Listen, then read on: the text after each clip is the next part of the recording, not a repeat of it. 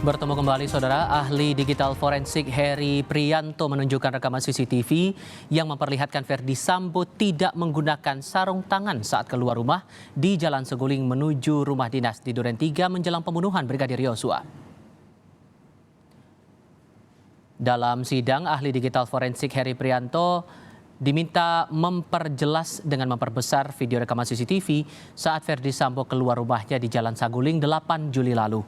Heri kemudian juga memperbesar rekaman CCTV saat Verdi Sambo turun dari mobil di Kompleks Polri Duren 3 sesaat sebelum Yosua dibunuh.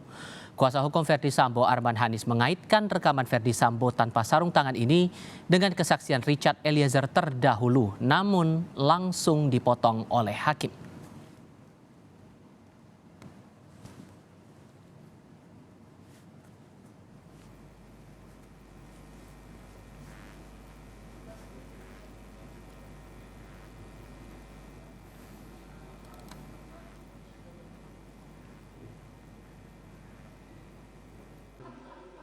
Ya, ini membuktikan keterangan Richard yang menyampaikan bahwa Pak Sambo turun pakai sarung tangan. Mungkin nanti saja nanti mempunyai kesempatan sendiri. Silakan lanjutkan.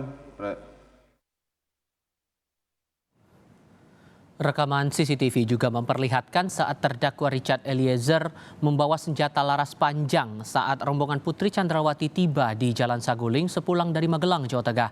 Namun rekaman tidak sampai merekam saat Eliezer naik ke lantai 3. Sebelumnya Eliezer menunjuk lantai 3 rumah di Jalan Saguling sebagai tempat penyimpanan senjata Verdi Sambo, namun dibantah oleh terdakwa Putri Chandrawati. Di RE terlihat membawa senjata laras panjang, tapi lewatnya di samping kiri.